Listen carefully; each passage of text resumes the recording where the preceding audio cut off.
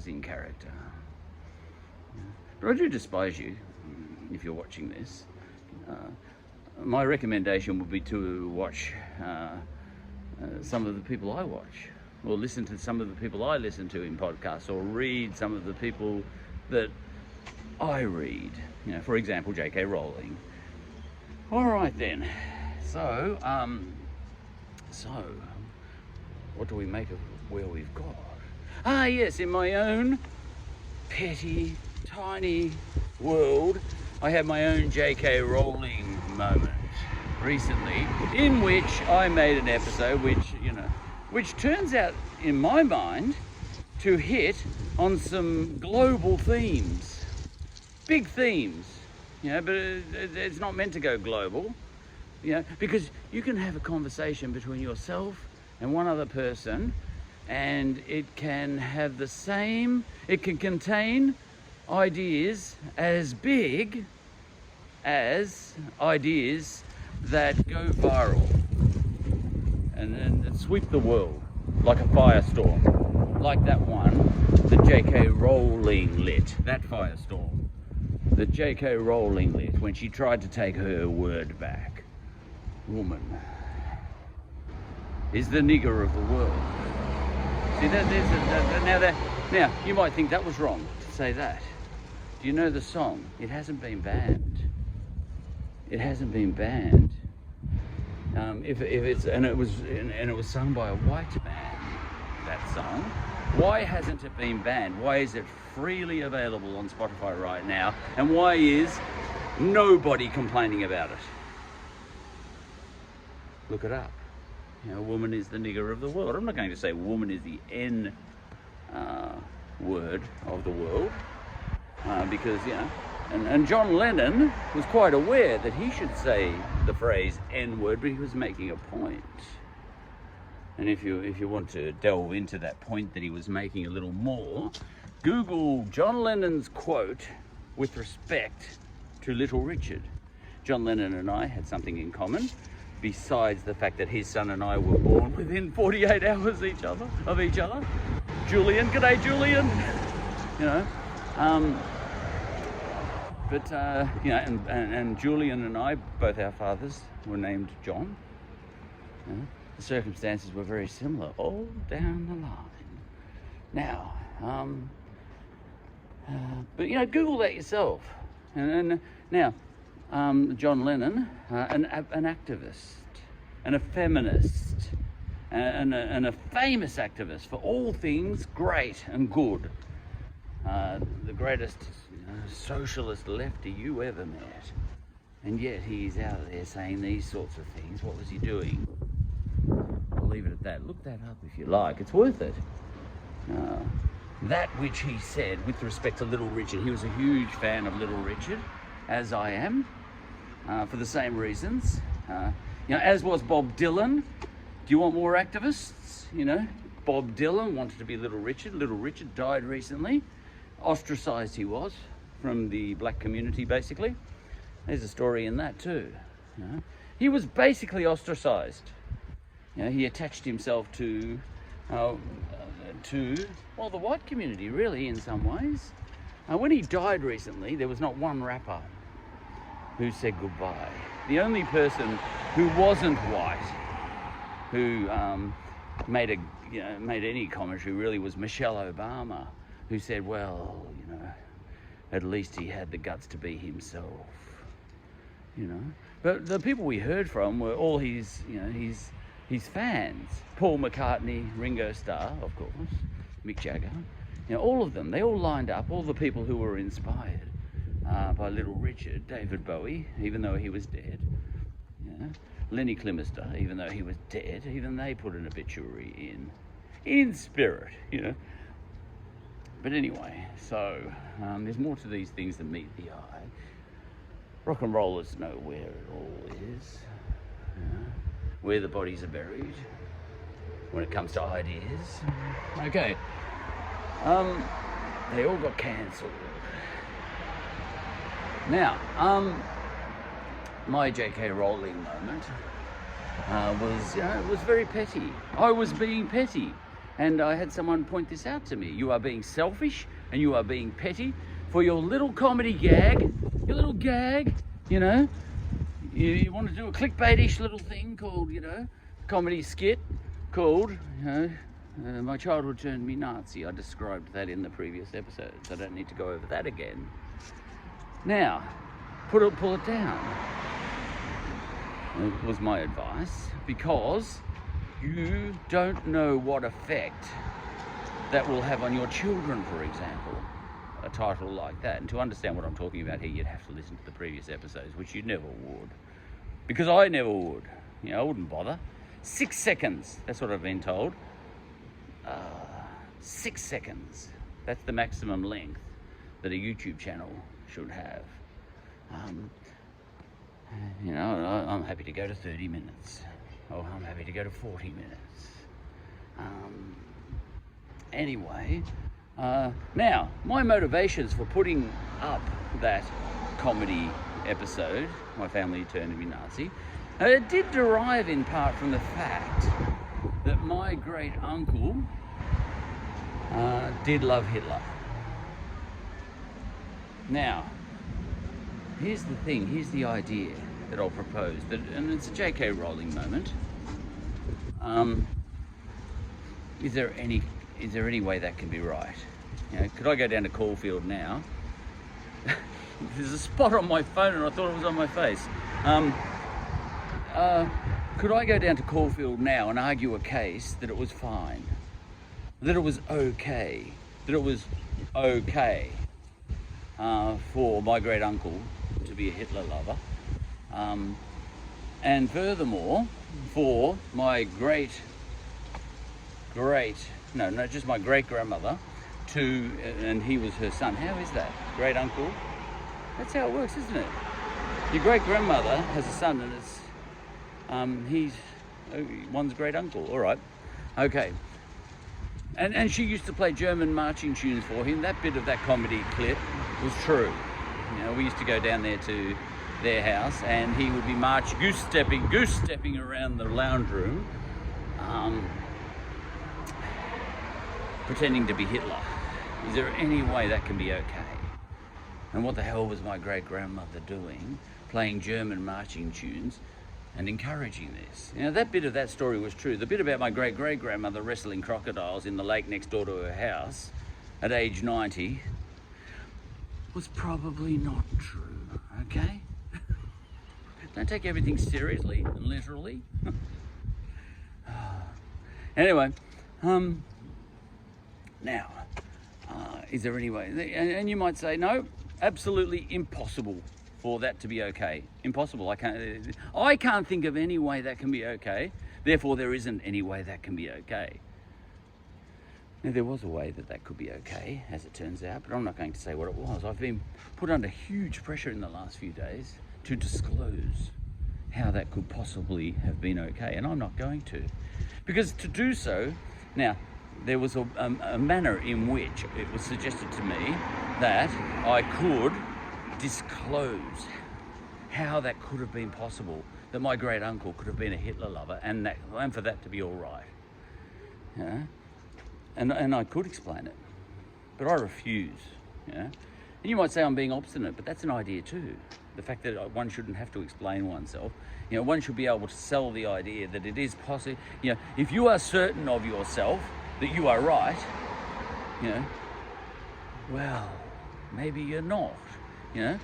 And if you are certain, for example, you know, even if you know my little secret as to how that could possibly be all right, even if you know my little secret and you are certain that I should disclose that secret in order to protect my children from wanting to commit suicide as a result of their father doing a comedy channel about, you know, my childhood turned me Nazi, when it didn't. Absolutely it did not, you know. But, you know, you might say, well, disclose your secret and then you'll be off the hook, Charlie. Disclose your secret. You know, as to how this could possibly be that your great uncle was a Hitler lover, and that's okay. You know, if you've got a story, disclose it. You know? You know, why would you hang out your children to dry like that? They might not get a job in the future if someone Googles that episode. And to that I would say, my quandary here, my dilemma here, is that I'm in a J.K. Rowling sort of situation. You may think I'm not, but I feel I am. In a book I'm reading at the moment with my son, A Prisoner of Azkaban, she has woven a scenario that is so beautifully wrapped up that there is a character in the book who is guilty of everything that everybody in the world is accusing that person of. What he did was he killed another wizard. He was a wizard and he killed another wizard, and in doing so killed 20 muggles at the same time. He let off an explosion and blew up 20 humans and one wizard, and it was watertight. Yeah, and he's due for execution, this guy, Sirius Black. And she went into great detail, J.K. Rowling, and this is where you need dark people like J.K. Rowling. She went into great detail in that book, and I was amazed. You know, she's brilliant. Now, I hate her, you know, for having her dangerous ideas in public, you know, because you know, if I'm trans, I might commit suicide as a result of her having to have her little idea in public that she should take her name back, that she should take her word back, woman. You know, is your need to have your word, woman, more important than me killing myself? J.K. Rowling. Seriously, she killed at least 3 people. You know, there would have been 3 trans people that committed suicide some bloke just walked past me. Oh dear. You know, when you get on a roll, you know, as a consequence of her so publicly smashing trans people, apparently, you know, and arguably she did. All right, so now me, same thing, you know. For me, needing so desperately to make my little point, and I'm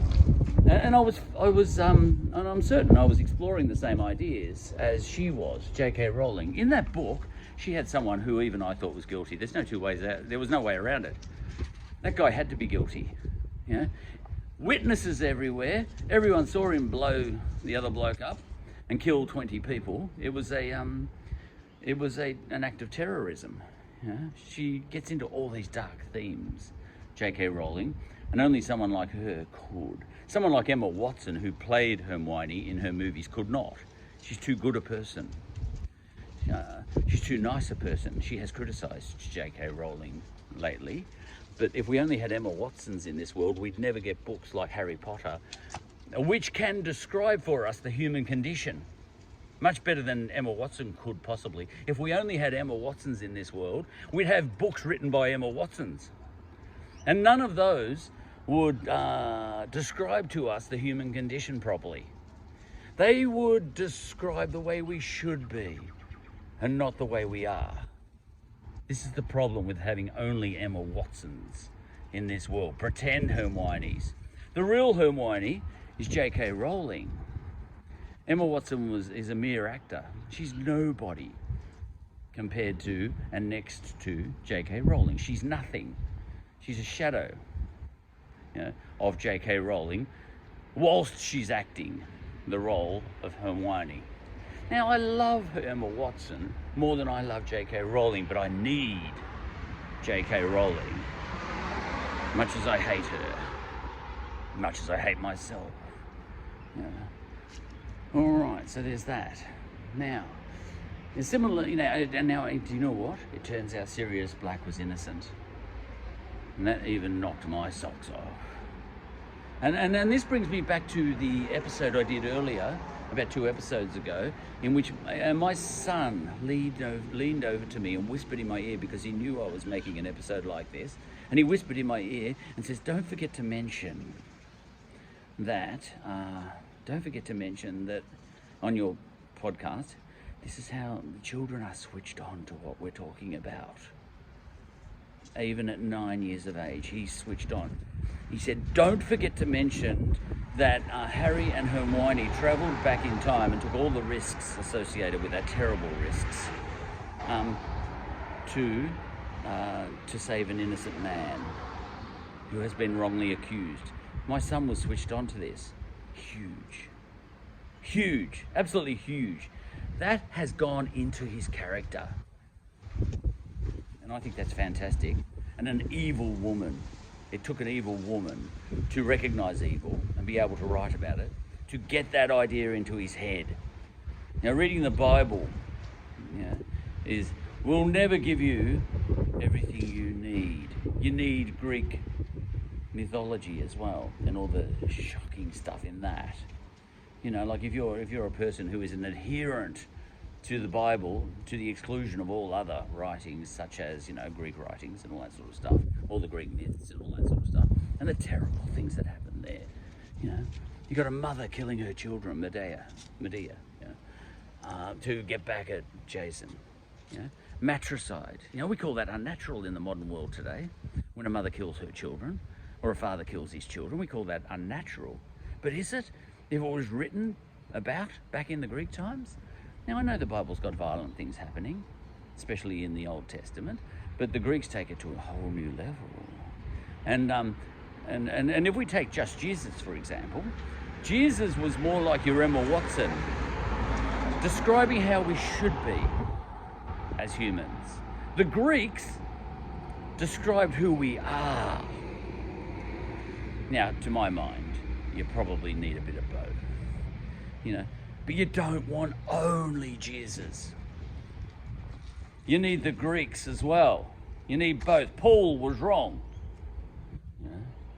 Paul was wrong. He said, put away your philosophy and follow Jesus instead. He said that many times. He was wrong. He left us all sitting ducks.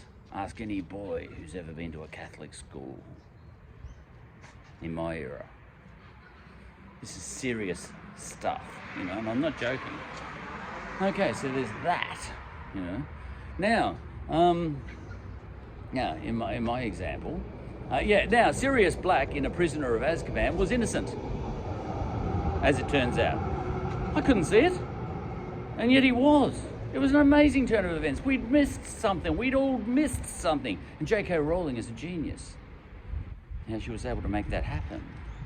She was able to make us certain of ourselves on a certain point, such that we made a judgment in our heads. Unless you're super clever, much cleverer than me. But as I was reading that book, I didn't see that one coming. And it turns out another guy was guilty and framed Sirius Black. Sirius Black was a good guy all along, and I would have had him executed as well.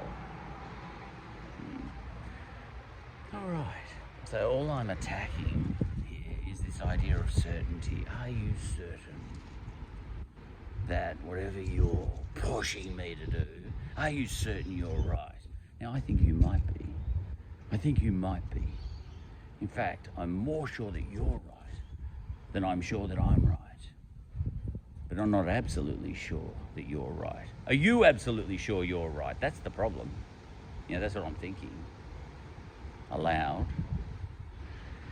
All right, so now this gets me to my episode. Now, I have claimed that there was a very good reason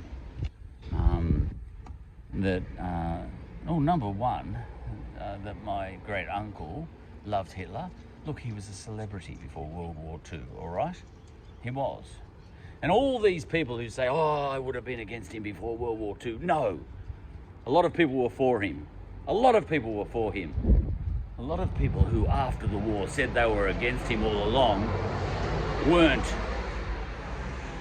And if you erase history, you erase that fact. And that's dangerous. It's dangerous to have only Emma Watsons in this world.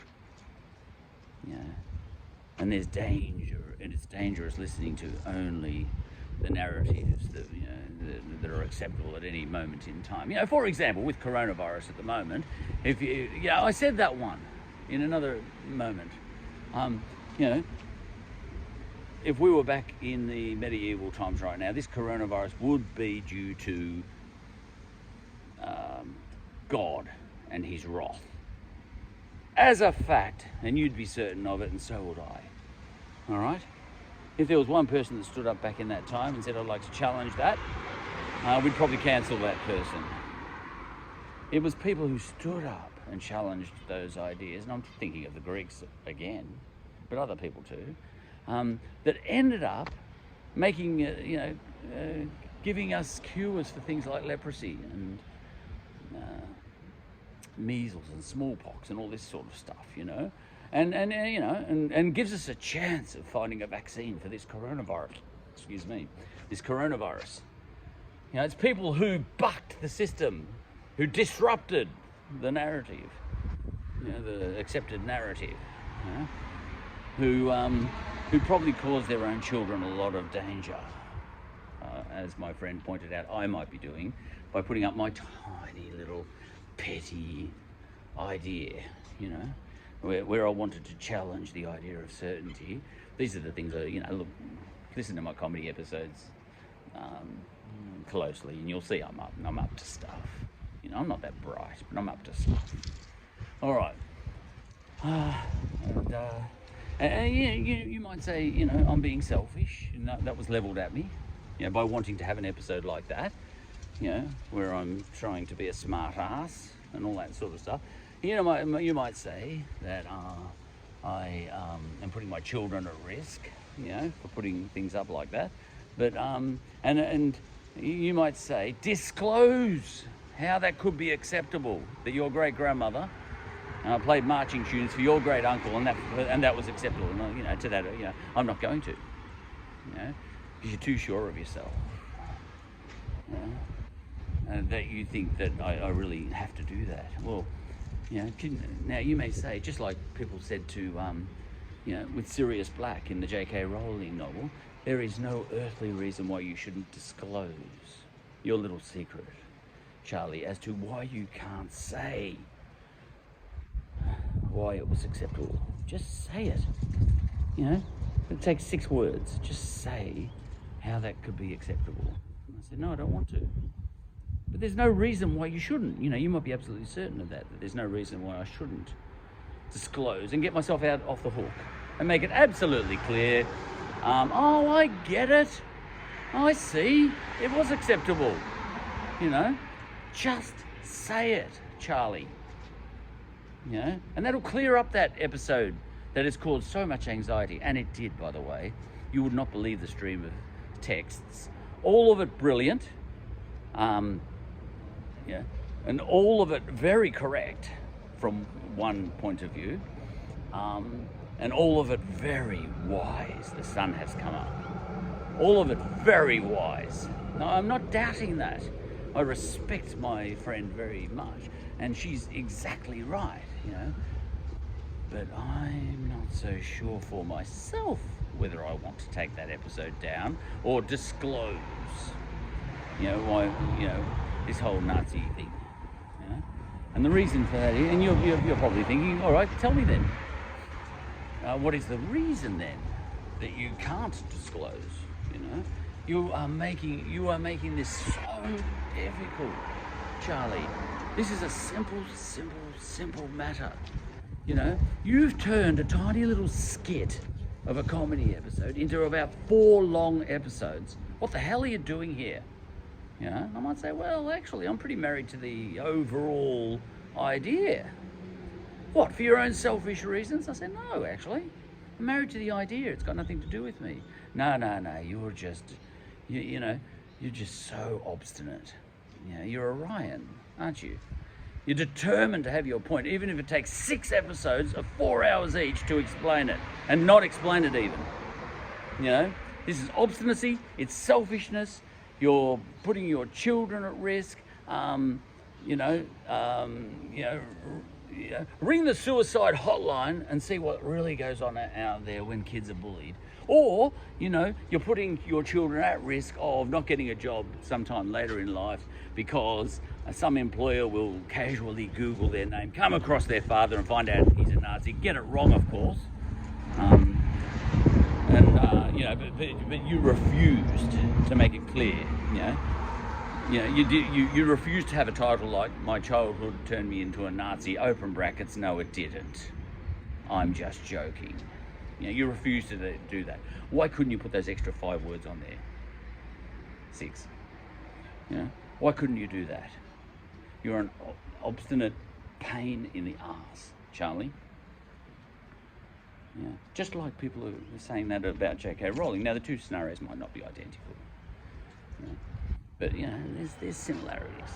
Yeah, and I do have a reason for not wanting to disclose why I can't.